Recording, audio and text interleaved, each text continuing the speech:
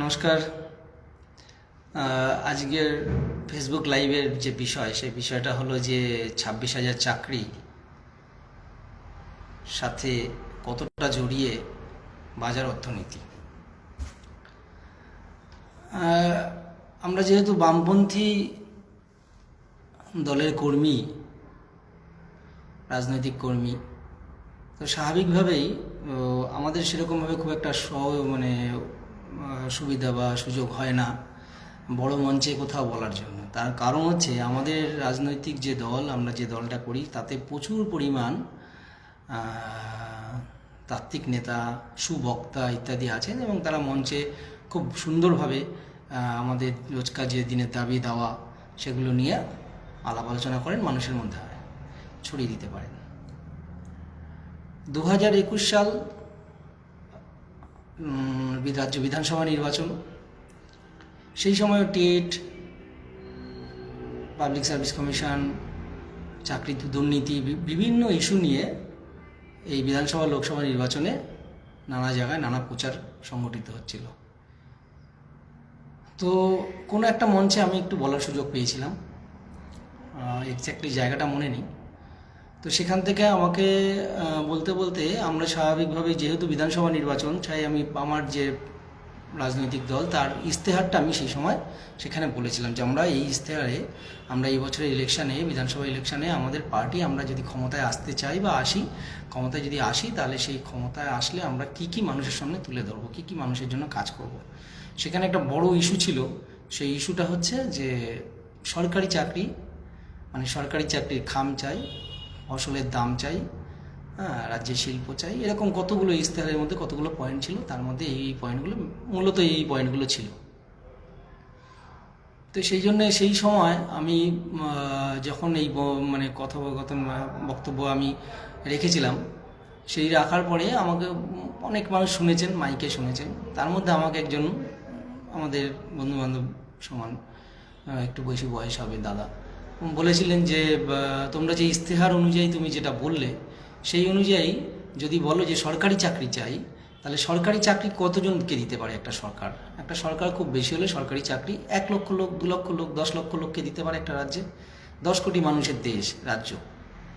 তো সেখানে তো সবাই এখানে উপকৃত হবে না। তাহলে তোমাদের যে ইশতেহারের এই যে কথাটা, এই কথাটা ঠিক ভোটে জেতার জন্য, ভোট পাওয়ার জন্য সঠিক নয়। কারণ হচ্ছে সরকারি চাকরি তুমি যদি দাও, তাহলে কত সংখ্যক মানুষকে সরকারি চাকরি দেওয়া হয়, সেই সংখ্যক মানুষের সরকারি চাকরি দিলে বাকি মানুষদের জন্য কিছু কি উপকার হচ্ছে? তাকে আমি আমার মতন করে বুঝিয়েছিলাম। সরকারি চাকরির ব্যাপারটা যেটা হয়েছে সেটা হচ্ছে, সরকারি চাকরিতে ইশতেহারের মধ্যে কৃষি, শিল্প, আরও যাবতীয় ছাত্র, নারী সুরক্ষা ইত্যাদি সব কিছু নিয়ে সরকারি চাকরিও একটা, কিন্তু ওই যে কোনো একটা ইশতেহারে, রাজনৈতিক দলের ইশতেহারে সরকারি চাকরি কিন্তু একটা মহিমা রাখে, তারা একটা ভালো জায়গা তৈরি করে, সরকারি চাকরির কথা উল্লেখ করতেই হয়। এখন মানুষজন, এটাই বেশিরভাগ মানুষজন ভাবেন যে সরকারি চাকরি কতজন মানুষকে দেওয়া যাবে, তাতে কতজন মানুষ উপকৃত হবে। আমার পাড়ায় হয়তো একজন পাবেন, সারা অঞ্চলে হয়তো 2জন পাবেন, ইত্যাদি ইত্যাদি। কিন্তু এর মধ্যে একটা বিরাট বড় অর্থনীতি জড়িত আছে। সেই অর্থনীতিতে একটুখানি বুঝে নেওয়া দরকার। ধরুন এই যে 26 লক্ষ চাকরি যাদের চলে গেল, এই 26 লক্ষ চাকরির প্রত্যেক পরিবারের যদি একসঙ্গে থাকেন, তাহলে প্রত্যেক পরিবারে একজন করে, যদি কাজের লোক, যাদেরকে আমরা বলি গৃহপরিচারকের কাজ করেন, তাহলে একজন করে কাজের লোক কাজ করেন। এই 26 লক্ষ চাকরি যারা করেন, তারা মাসের 1 তারিখে যখন মাইনেটা পান, সেই মাইনেটা নিয়ে প্রথমে যে সবজি বাজারে যান, প্রথমে যে মুদিখানাটায় যান, প্রথমে যে ব্যাঙ্কগুলো লোন শোধ করেন, তার জন্য ওই ব্যাঙ্কগুলো লোন নিয়ে যে এটামতি দ্রব্য সামগ্রী যেগুলো কিনে বাড়িঘর তৈরি করেন, সেখানে যে মিস্ত্রিরা কাজ করে, তারপরে হচ্ছে আপনার প্রতিদিনের খাওয়া দাওয়া, আমোদ প্রমোদ, বিয়ে, তারপরে হচ্ছে অন্নপ্রাশন, মুখে ভাত, প্রত্যেকটা কিছুর জন্য ডেকোরেটার্স, ক্যাটারার, শ্রমজীবী মানুষ যারা ইলেকট্রিকের কাজ করে, যারা রাজমিস্ত্রির কাজ করে, এই সমস্ত কিছু নিয়ে একটা কিন্তু বিরাট বড় অর্থনীতি এই 26 লক্ষ লোকের সঙ্গে জড়িত ছিল। খুব সংক্ষেপে আমি এটা বললাম। আরও আপনারা যদি ডিটেলস একটু আলোচনা করেন, যে 1 তারিখ যখন মাইনেটা হয়, একটা লোকের 40,000 বা 30,000 বা তার থেকে একটু কম, বা আরও কারো আরও একটু বেশি, যারা এই চাকরিটা করেন, তারা যখন এই মাইনেটা পান, সেই মাইনেটা পেয়ে পরের দিন যখন অফিস যাচ্ছেন, তার অটো ভাড়াটা দিচ্ছে, তাহলে একটা অটো ড্রাইভারের সেটা লাগছে। সে আবার ওই অটো ড্রাইভার সে বাজার থেকে বাজার করছে, মানে এইভাবে অর্থনীতিটা চলে। তাহলে আজকে যারা ভাবছেন যে এই 26,000 লোকের, 26 লক্ষ লোকের জন্য, এই 26,000 লোকের জন্য আমরা এত কেন ভাববো, এত কেন শুনবো, এর থেকে তো আমার 10 কোটি লোক আছে, তাদের এদেরকে বাদ দিন, 26 ইন্টু 2, 3, 4, 5 সংখ্যাটা 1.5 লাখের বেশি এগোবে না। তাহলে এই 1.5 লাখ লোকের জন্য ভেবে তো লাভ নেই, ভাবতে হবে 10 কোটি লোকের জন্য। এই যারা এইটা চিন্তা করছেন তারা কিন্তু একটা এই অর্থনীতিটাকে একটা বিপদে ফেলে দিচ্ছেন, একটা পেছনের দিকে টেনে নিয়ে যাচ্ছেন। সরকারি চাকরি আমাদের রাজ্যে, দেশে সব জায়গার অর্থনীতিকে মজবুত করে, এবং এটা বামপন্থীরা এই জন্যই এসএসসি, পিএসসি, মানে বিশেষ করে এসএসসিরা চালু করে গেছিলো যে সরকারি চাকরিতে যাতে কোনো দুর্নীতি না হয়, যাতে কোনো, বাম সরকারের আমলে সেই সময় বুদ্ধ ভট্টাচার্যের সময় আমি একটা পরিসংখ্যাও একদিন দেখিয়েছিলাম যে 2001 থেকে 2011 পর্যন্ত কীভাবে প্রত্যেক বছর টাইম টু টাইম এসএসসি হয়েছে। এর পিছনে একটা বড় অর্থনীতি কাজ করে, তার সঙ্গে আমি জড়িত, আপনি জড়িত, এবং আমরা আমাদের সমাজের সকলে জড়িত। তাই যারা শুধু আজকের এই 26,000 মানুষের চাকরি চলে গেছে ভাবছেন, তাদের জন্য চিন্তিত নন, তাদের একটা জিনিস মনে রাখবেন, তাতে কোথাও না কোথাও আপনিও উপকৃত হচ্ছেন না। তাই সবার কাছে করজোড়ে নিবেদন, চুরি হয়েছে, দুর্নীতি হয়েছে, সেই চুরি, সেই দুর্নীতিকে ঠেকানোর জন্য আপনি আমি কিছু করতে পারবো না, কিন্তু পথে নেমে আন্দোলন করতে পারবো, আওয়াজ তুলতে পারবো, সরকারের কাছে জানান দিতে পারবো যে এই দুর্নীতিকে রোধ ঠেকান, এবং যারা অযোগ্য তাদেরকে বাদ দিন না, অসুবিধা কী আছে? আর যারা টাকা নিয়েছে তাকে নাম ঘোষণা করে তাকে দল থেকে বাদ দিলেই তো ঝামেলাটা মিটে যায়। ভালো মানুষ তো আপনাদের দলেও আছে, সব দলেই আছে, খারাপ মানুষ থাকবেই। খারাপ মানুষরা সবসময় সুযোগ সন্ধানী, তারা সবসময় সুযোগ নেওয়ার চেষ্টা করে, নিয়েছে।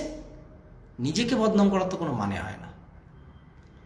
তাই যাই হোক, সেটা তাদের ব্যাপার, তাদের দলগত ব্যাপার, তাদের সরকারি ব্যাপার, আইনের কাজ করবে, আদালতের কাজ করবে। কিন্তু আমরা যারা সাধারণ মানুষ, আমরা যারা ভাবছি যে সরকারি চাকরি, ওই 26,000 সরকারি চাকরির জন্য অত চিন্তা ভাবনা করে লাভ নেই।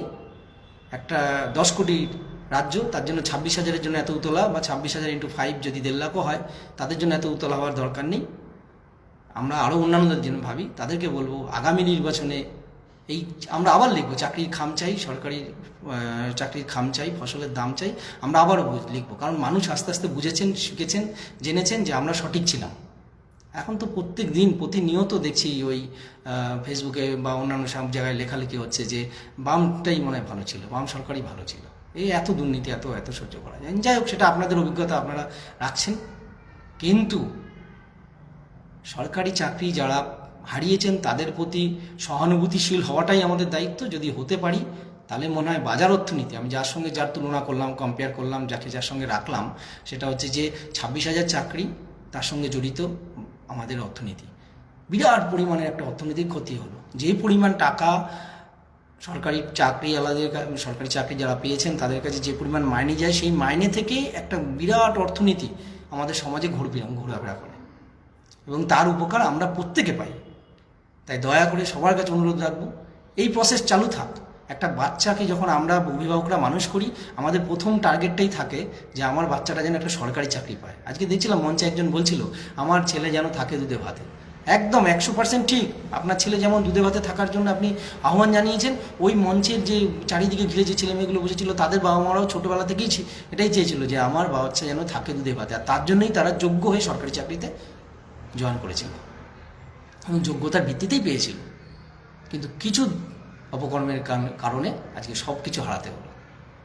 তাই এই প্রসেসটা চলুক, আমরা এর সমর্থন করি। কেউ হতে পারেন, আপনি যে কোনো রাজনৈতিক দল করতে পারেন, তাতে কোনো কিছু এসে যায় না, কিন্তু অন্যায়টাকে অন্যায় বলা আপনার কর্তব্য। কারণ আপনার ঘরেও ছোট বাচ্চা আছে, তাকেও আমি অনেকেই দেখেছি, আচ্ছা মহারথী বড় বড় নেতাদের দেখেছি আমি, তারাও কিন্তু ইংলিশ মিডিয়াম স্কুলে ছেলে মেয়েদের পাঠাচ্ছেন। কেন? কেউ জমি দালালি করে খায়, কেউ তোলাবাজি করে খায়, তারাও কিন্তু নিজের ছেলে মেয়েকে ভালো জায়গায় পড়তে পাঠাচ্ছেন। কারণ কি?